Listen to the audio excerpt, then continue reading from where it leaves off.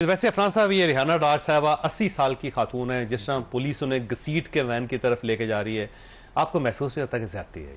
कम से कम खवातीन के साथ तो ये सलूक नहीं होना चाहिए। देखिए, हम तो ये, मैं तो पहले भी ये वाली बात कह चुका हूँ कि हमारी तो ये ख्वाहिश थी कि बातचीत से मामला जो है वो समझ जाते और अफाम तफहीम से मामला चलाए जाते, और ये मामला जहाँ तक आते ही ना जहाँ तक आ गए हैं। वैसे तो बहुत सारी खवातीन जो हैं वो इनकी निकली भी हैं और कहीं नहीं हुआ, लेकिन ज़ाहिर कहीं कुछ इस तरह के अगर वाक़यात हुए हैं तो उसको जो है हम उसको देख लेंगे। और मैं ख़ुद नहीं चाहता कि ज़ाहिर एक बूढ़ी खातून जो इनको के साथ इस तरह का सलूक हो। देखें, बात ये है कि अगर ये चार्टर ऑफ डेमोक्रेसी की रूह को समझते, चार्टर इकॉनमी के मामले को समझते और बातचीत से मामला चलाते तो ये इतना तनाव होता ही ना। हम तो इनको कब से कह रहे हैं कि देखें, जब आप जीते आप हुकूमत बना लें, जब हम जीते हम हुकूमत बना लें। मसला तो वहाँ पे आता है ना जहाँ आप साजिशें करते हैं, जहाँ आप पैनामा करते हैं, जहाँ आप RTS करते हैं, जहाँ आप जो है वो हमें बीच में से माइनस करने की कोशिश करते हैं। फिर आपके लोग आके TV पे बैठ के ये कहते हैं कि लोग नहीं, वजीर हुकूमत के PTI के 4000 बंदे जो है अपोजिशन के मार दो तो ये मुल्क तरक्की कर जाएगा। ये बार बार बात की गई इनके दौर में, डी चौक में इनको टांग दो तो मुल्क तरक्की कर जाएगा। तो जब आपकी ये सोच होगी तो फिर आप और आप बातचीत भी नहीं आप करना चाहते और आप कहते हैं बात हम इस्टेब्लिशमेंट से भी करेंगे, तो फिर आप हमसे क्या एक्सपेक्ट करते हैं कि हम क्या करेंगे? देखिए ना, हम आपको इतने तो आप तेज नहीं है कि हम आपको वाला जो आपने पिछली दफा चाल चली थी आपको दोबारा चलने दें, वो तो हम आपको नहीं चलने देते। तो आप अपने रवैये को थोड़ा सा रिव्यू करें, आप अपने रवैये को देखें। अगर आप इस मुल्क की सियासत के अंदर इंतशार फैलाएंगे ना तो वो इवेंचुअली घूम फिर के आपको भी आके हिट करेगी, हमें भी करेगी, आपको भी करेगी। और सियासत जो है वो कमज़ोर होगी तो आवाम का मफाद जो है वो पीछे चला जाएगा। तो ये तमाम बातें अगर ये समझते हैं तो इनको चाहिए कि उस लाइन को पकड़े, हैं उसको पकड़ते नहीं है और मामला और जगहों पे जाते रहते हैं। अच्छा शौकत साहब, ये फरमाइएगा, आपने बहुत ज्यादा तवक्कुआत वाबस्ता की थी, 5 अगस्त से 5 अगस्त गुजर गया, अब आपके पास अगला लाएअमल क्या है? इससे बड़ी पीक कब आएगी और कब लेके आएंगे और कौन लेके आएगा? देखिए, ये जो आज का था ना, ये तो हर सूबे में अपना अपना एहतजाज था और उसका इम्पैक्ट है, बिल्कुल है। वर्कर चार्ज हो गए हैं। अब अगला लाएअमल जाहिर है वो तो पार्टी दे सकती है। मैं तो नहीं TV पे बैठ के पूरा शेड्यूल अनाउंस करूं, क्योंकि उन्होंने अपना एक प्लान बनाया, प्लान A, B, C, और उसी प्लान पे अमल करेंगे। लंबी स्ट्रगल है, लंबी जदोजहद है। अस्करी कुव्वत हम है नहीं कि मैं इनको वो चैलेंज करूं कि जी आप ठीक है, आप मुझे रोक कर दिखाएं।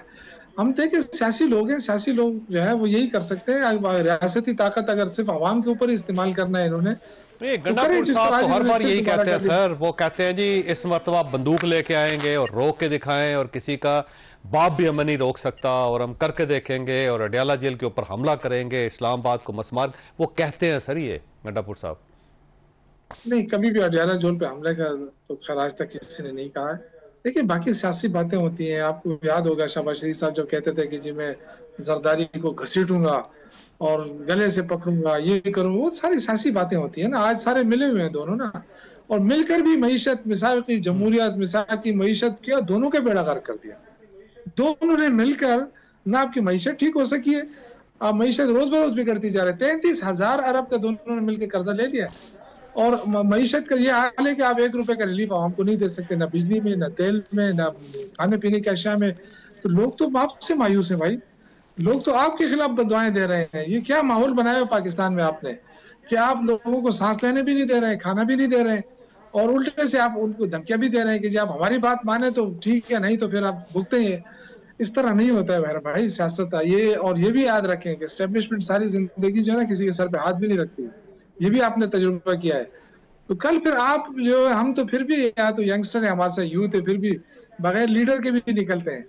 वो कहते हैं ना तेरा क्या होगा कालिया, तो आप लोग क्या करेंगे सियासत में? फिर आपका लीडर तो फौरन चला जाता है, बाहर बैठ जाता है, तो फिर आपके वर्कर फिर क्या होगा? पार्टी के सुने फिर इनकी तरफ से आप क्या करेंगे, आपका क्या बनेगा? हमने मार्शल भुगता लिए तो PTI पहले एक दफा भुगता लिए, दोबारा भुगता लेंगे, हमें कोई मसला नहीं है। बात यह है कि आप अपने तर्ज सियासत को रिव्यू करें।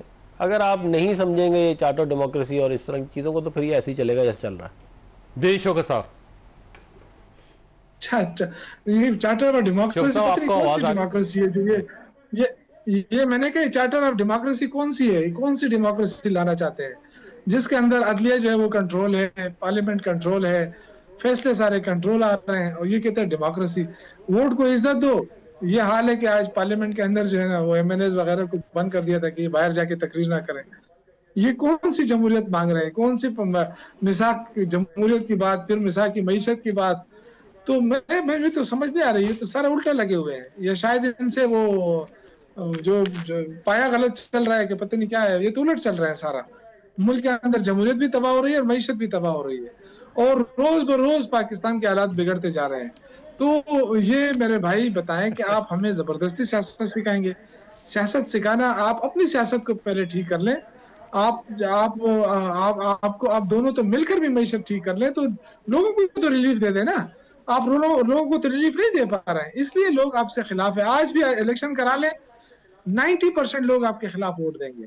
तो मेरे ख्याल से ये देखे ना, वोट को इज्जत हो तो बिल्कुल ठीक है। मैं दोनों मेहमान जी 90% अगर लोग हमारे खिलाफ हैं तो फिर आज ये आप लोगों का हाल क्यों है कि लोग ही कोई नहीं निकले पूरे पाकिस्तान में।